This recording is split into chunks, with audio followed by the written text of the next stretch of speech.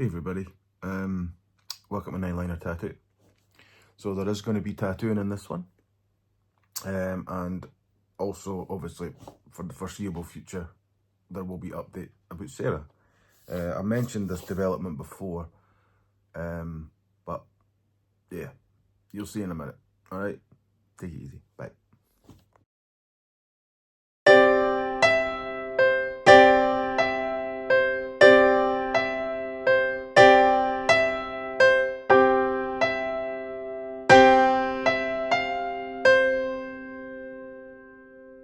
Hey everybody, so this is Logan. He booked in to get his kneecap done.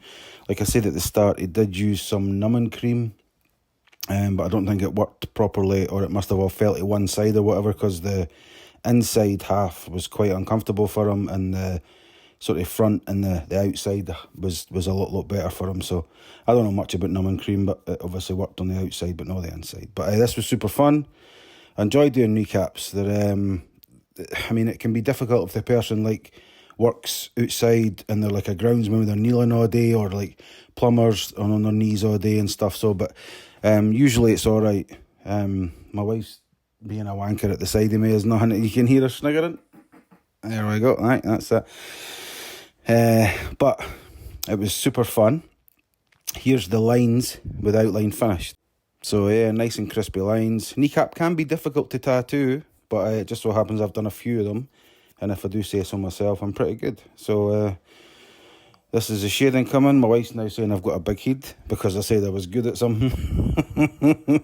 This is quickly turning into Sarah's show rather than Logan's kneecap, but anyway, that's the shading started.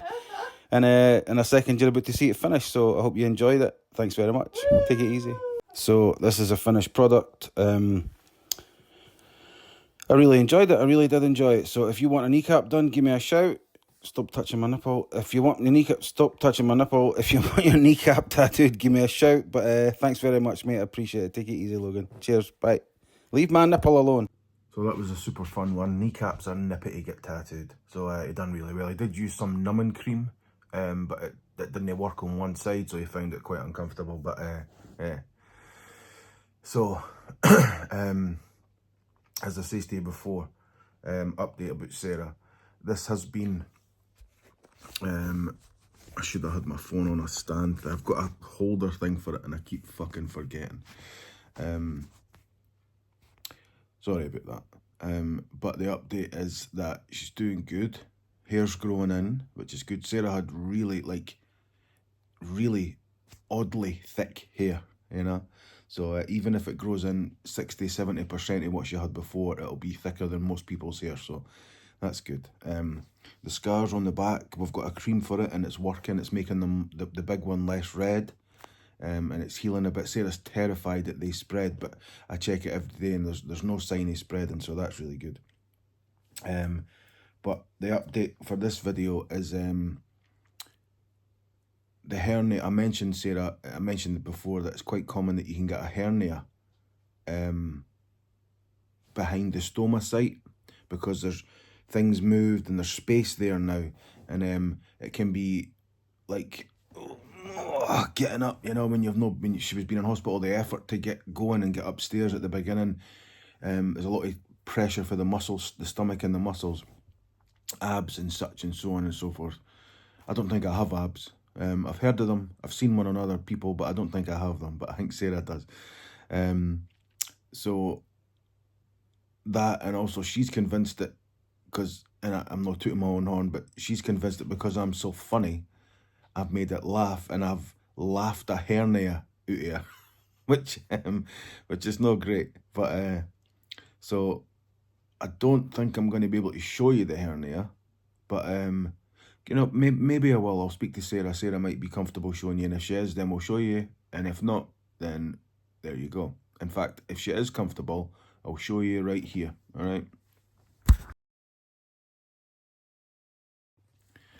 So either she was or she wasn't, because obviously I'm filming this and it's quite early. It's like 8:30, it's 7:30. No, what time is it?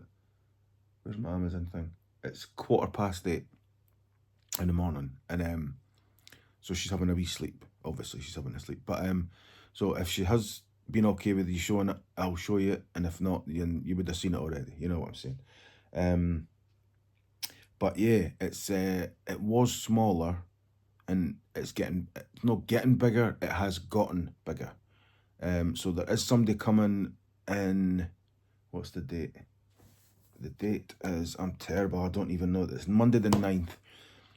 There's somebody coming on I think the 16th or the 18th, whatever the Wednesday is, from a hernia belt company people to relay with the hospital, and you get a belt on, and it compresses the hernia back in, because I think that's what sometimes you have to get an operation. And Sarah's convinced, because of her luck, she'll probably have to get the operation, but we never know. The belt might squeeze it back in, you know. So hopefully that's going to work. It's a tricky belt because it's got a circle in it. You know, it's a straight belt with a circle in it, but for her stoma. So she obviously has the stoma, and she can still have the bag on and stuff. But they're coming to fit that in a couple of weeks, and she has to lie flat, and you know, I'll see if I can get any footage of that when they come. But they might not. It's other people, so they might not be keen on being on video. But we'll see. We'll see what happens. So that's that. She has a hernia, and it's getting quite big. It's not causing her pain. It can be painful if she lies on it, but it's I think that's fairly normal, because it doesn't want to go back in. It can, and it will, but it doesn't want to. So I think that the pressure can be a little bit nippy. But that we'll get more information when the people come for the belt and stuff. Sarah's wound. Remember I showed you the picture of the wound a few videos back? The big hole in her stomach where they cut her open? That is pretty much closed. We went there on Thursday. Again, this is Monday. We went there on Thursday to change the dressing again, and the lady was like, look, I think this Thursday coming, which is, you know, we're on Monday, so this Thursday coming will be the last time we need to go and get that changed, because it's closed. Obviously, I can change stuff at home now. There's no need for internal cleaning and stuff like that if it's closed, so I can do the dressing changes here if they need be, but it will be closed, and it is closed pretty much 99%, I'd say. So by the end of Thursday this week, it should be pretty much, that's it, you know. This is how messed up the NHS is. The machine, remember I showed you the big heavy machine? I'll show you it again. Here, hold on.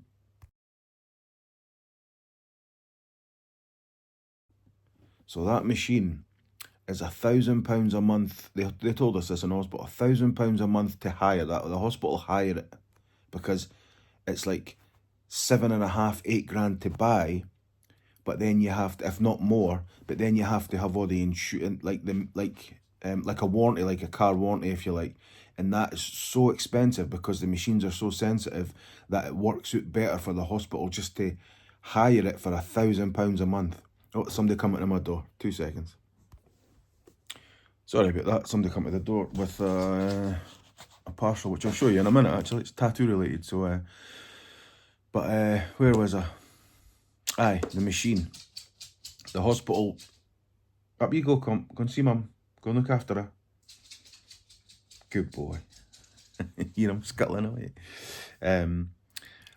So the machine, £1,000 a month. The box that the machine comes in, just the I don't know what it'll be, hard plastic box, is like 60 quid. Just the box in the hospital. When we were leaving, please don't lose it, and please don't lose the box, because it's 60 blah. And I'm like, okay.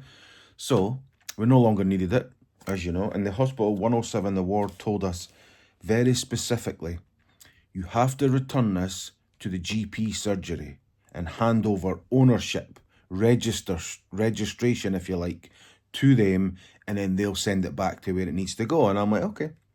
Now, I'm not being dramatic. I can be a bit of a cunt. I know I can be obtuse, and my autism doesn't afford me the luxury of bullshit, if you like. But there's a woman in the surgery, the doctor's surgery we work in, one of the receptionists, who obviously took a look at me and just fucking hates me for some reason. I don't know why, because look at me. I'm handsome as a motherfucker.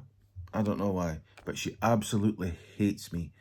And Sarah's seen it, Sarah's witnessed it, and she's like, right, you're right, she does hate you, but you just have to be nice. And I'm like, okay, but I'm not going to be nice to someone who's a dick. I'm just not doing it. So there's been a few issues. We went there and we had a letter for the hospital that explained that Sarah needs different medication. And the woman's like, no, it's not a letter for us. And I'm like, no, it is, look. And I do have to read that. And I'm like, and Sarah's standing there looking at me as if to say, what have we missed? And the woman's like, look, you can't tell me what to do. And I'm like, I'm not telling you what to do. I'm asking you to read the fucking letter because it tells you what. No. And I'm like, okay, so she fucking hates me for some reason. But we went there with the machine, this 7 grand, 8, whatever it costs, £1,000 a month machine. And I says to her, I looked at it and I was like, oh, it's a different receptionist, but that one that hates me was at the back of that. It was a younger girl, and there was a girl, that woman at the back. And I says to the younger girl, hi there, sorry to bother you. I says, but we're here to hand this machine in. And she's like, all right. And then she went to what, and she was, oh, what is it? And I'm like, oh, it's a vac machine that my wife had a wound in her stomach, and it's a super expensive, and the hospital have told us we have to hand it into you, and yous are going to ship it back, and it needs to go, oh, all right. And then that woman at the back, no, we're not taking that. And I'm like, well, you have to take that. And she's like, listen, I'm not taking it. And I was like, okay, the hospital have told us you have to take it. So if you just take it, that would be great. Thanks very much. And she was like, what's your problem with me? And then Sarah come over and she's like, sweetheart, just leave it. She's, what's your problem with me? And I'm like, my problem with you is you were super rude to me last time for no reason. And I don't like you. And Sarah's like, sweetheart, that's enough. And she's like, you can't talk to me like that. And I'm like, aye, I can. I says, the sign up there says no abuse. I'm not giving you abuse. You started this to me. I'm not taking that machine. And I'm like, you have to take the machine. And the younger woman says, listen, we'll take the machine. And the other woman walked off in the fucking huff. And it was like, all right, cool. So they took the machine. They shipped it to the hospital. It made it to the hospital, the Royal Infirmary.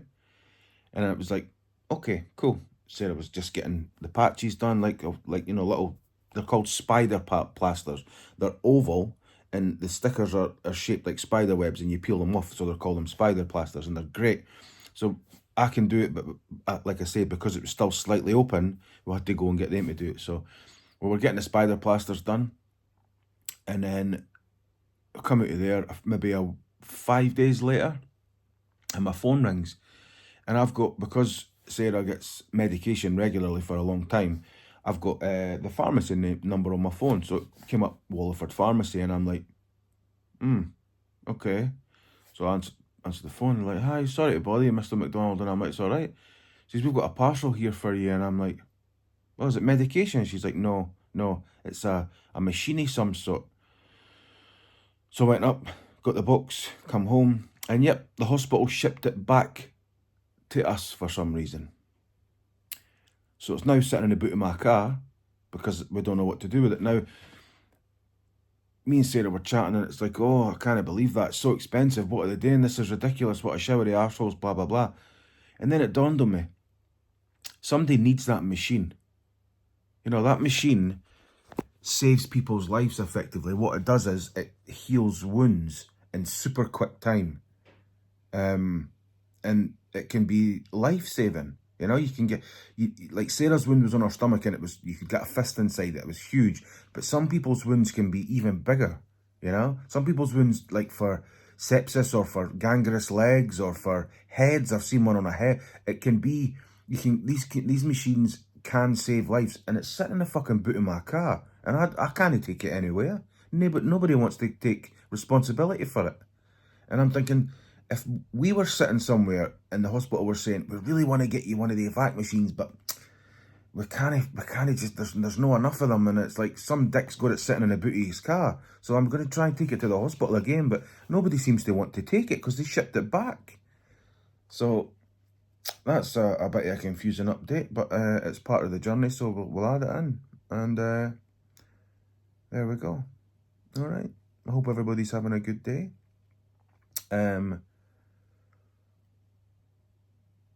Yeah, this is a particularly bad day for us,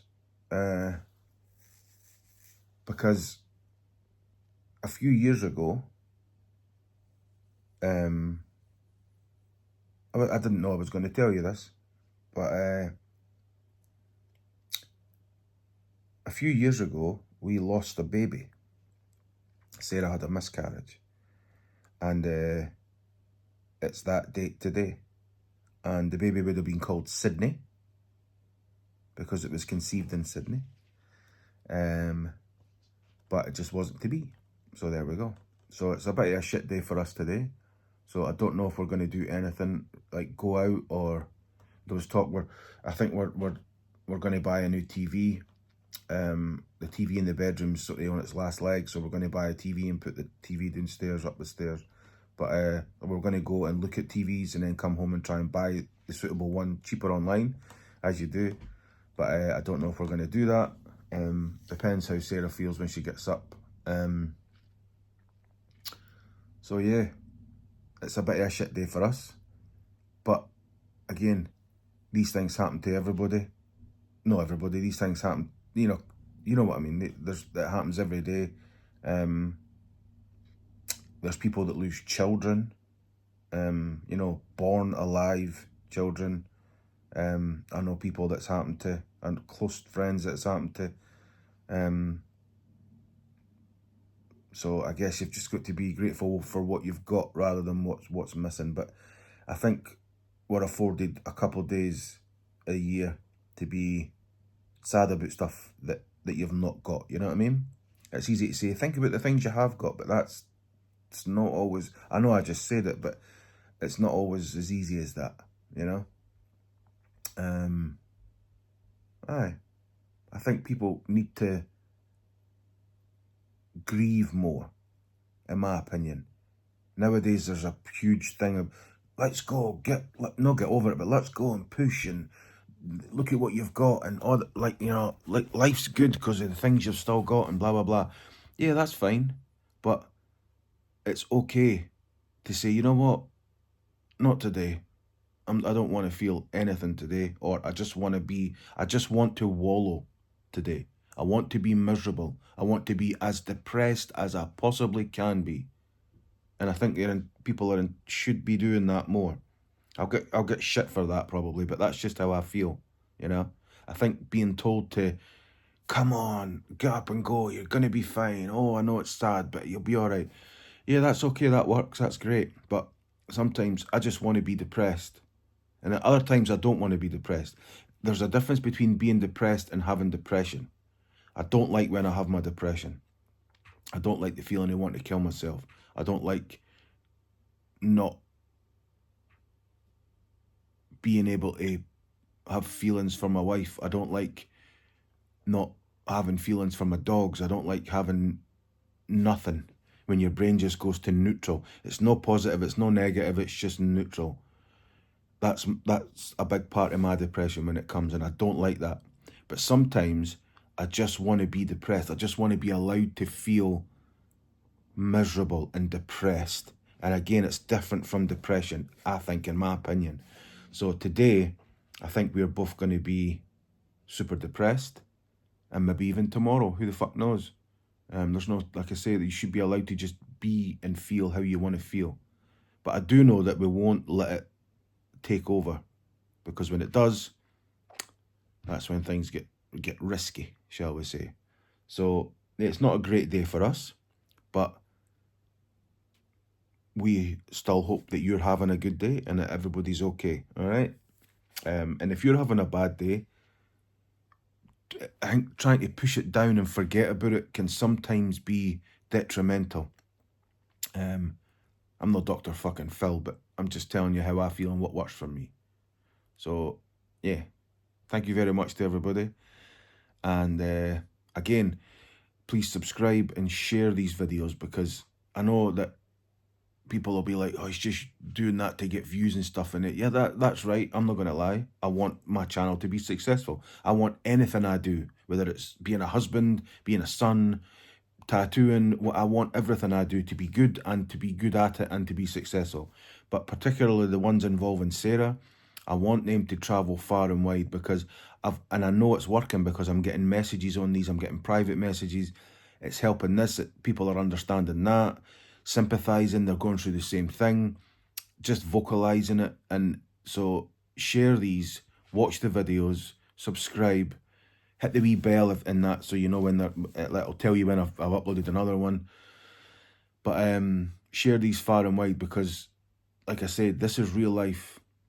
And I know at some point I'm going to have to just run out, because the update's going to be, nothing's changed, you know, Sarah's okay, and then maybe the views will go back down again, which is totally fine, I don't care. But at the minute, the fact that this is reaching people far away. I've had messages for Wales, New Zealand, America, England.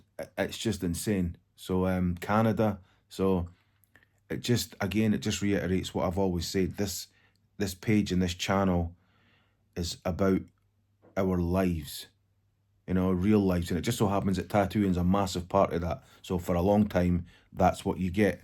But when stuff happens, you get that as well. So yes, please subscribe, share, do all that sort of shit.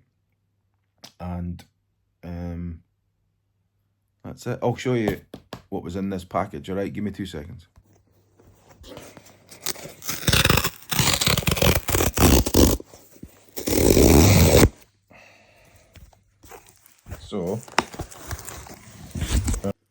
So the package that I got, I'll show you that in a second. It's from Gentleman's Tattoo Flash, where I get a lot of books from. I think any tattooer worth their salt has I need that for the tax man, has a lot of tattoo reference. I've got a huge collection of tattoo books. I'll maybe show you them sometime. But you always get some. Oh, they're nice stickers. I like them. Anybody want that tattooed? Give me a shout. I'll redraw it. Be cool. You see these people that go and like their tattoo preparation is downloading a picture of a woman with sunglasses on, blowing bubble gum with headphones on, or a fucking lion head with a crown. It's like, ugh, dog shit. It's not my thing. One of my heroes, Bert Grimm. He's from obviously Long Beach, California, where his shop was. But this is a brand new book of, oh, I like that feeling, of some of his flash, which, yeah, is absolutely, there he is, inherent of my style of tattooing and what I love to see. So I'll have a quick scan through that with you, and then I'll get, oh, that's nice. I like that. I like that. I want to collect them ribbons at graves. I've got one up there of, oh, I can't, it's not great. Oh.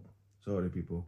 Of Ian Curtis's. I went to Ian Curtis's grave, and then a week after that, I think I told you, somebody stole the headstone. So, but yeah, back to this. So a brief run through, and then they're all stencils. Fuck's sake, I can't think of the word. I'm having a stroke, I think. Acetate stencils, yeah, the way it used to be in the old days. Ooh, guess who wants to buy a t-shirt? And then it's loads of Bert Grimm's flash off the walls of the shops and stuff. So that's for me. So yes, expect some new tattoo stuff. But yeah, thank you very much. Thanks for watching. And like I said, I hope this doesn't depress anybody with the talk of the miscarriage and all that stuff. But it's real life. And yeah, I hope everybody's having a good day. And I shall see you all soon. I hope that you're enjoying these videos, and it's giving some positivity to some people, because I know it was a bad situation with Sarah. I mean, as bad as it can get. Death's pretty final, you know. However, I don't want it to be all doom and gloom. I'm hoping that there's positivity in what's happening, you know. But thank you to everybody that's commented on the videos. There's been a couple of trolls and whatnot, and I haven't wasted my time replying. It's only hair, get over it, for fuck's sake, blah blah blah. And it's like, you know what, somebody who's only subscribed to my channel with no other followers is obviously just somebody being a dick. So I haven't even wasted my time. But one person replied saying it's like a real life comic strip, and I don't know if that's good or bad or not. So I've asked them, what do you mean? But they've not replied. So I'm not quite sure if that was a dig or if that was a compliment. I'm not sure. But mostly it's been 99% positive. People saying this happened to me or something similar, or, you know, it's just been really lovely. So I think I've managed to love heart every single comment. I tried, and if I've missed it, then I'll have another look after. But thank you so much to everybody. I really do appreciate it. I read them all. So thank you very much. All right. Take it easy. Bye.